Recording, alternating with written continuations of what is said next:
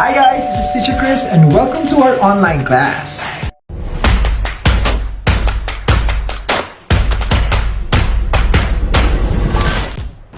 And today, we are going to review about countable and uncountable nouns. And before anything else, some few reminders first. Let's make it a habit that every day, visit your Google Classroom. You might ask why? Because this is where your teachers, like me, post all the information that you, our students, really need. This is where also you can find your classwork and other stuff that you need to do for each subject you have. To keep updated and posted about our subject, please always check your notifications in our line support group and make sure that your classwork and all work due are properly turned in. Without further ado, let's start our lesson for today. Hello you guys, so this is the new words and phrases for today. Please try to repeat after me. Egg, apple, banana, bread, cheese, chicken, fish, fruit, fruit salad, grapes, ice cream, lemon, meat, pasta, pizza, rice, sandwich, steak, coffee, orange juice, milk, oil, tea. Today, let's talk about noun countability. One thing we need to know about nouns in English is whether we can count them or not. Some nouns are countable, some uncountable, and some nouns can be both. So let's start from what we know. Countable nouns refer to things that can be counted, such as books, or chairs, or people.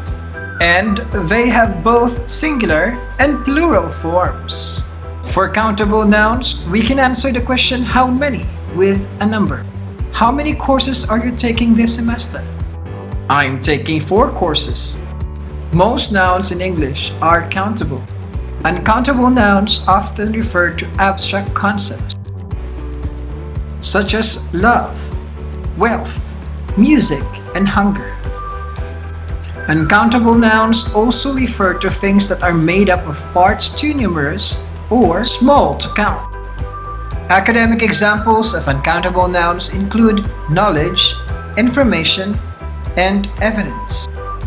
Everyday examples are water, rice, coffee, air, oil, and music.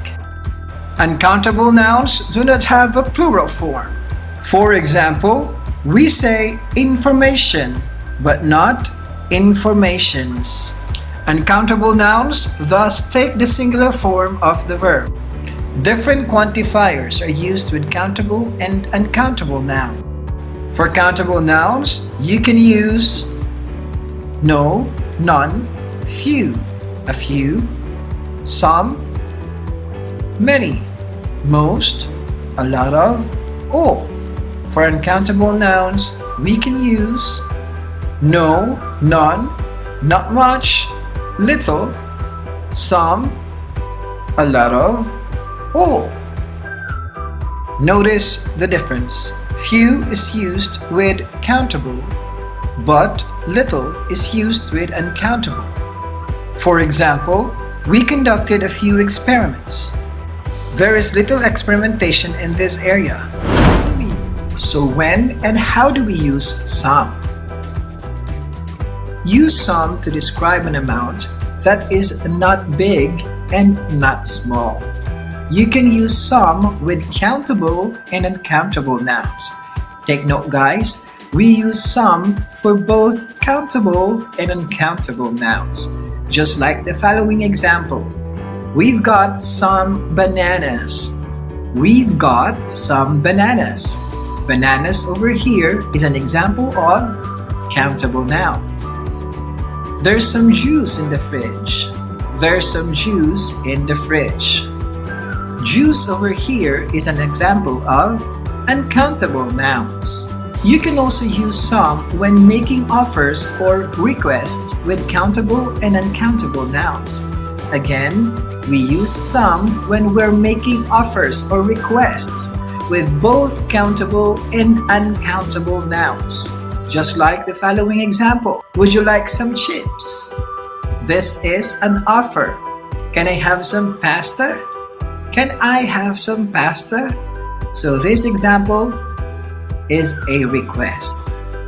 Now moving on, we use any in negative sentences to talk about zero amounts.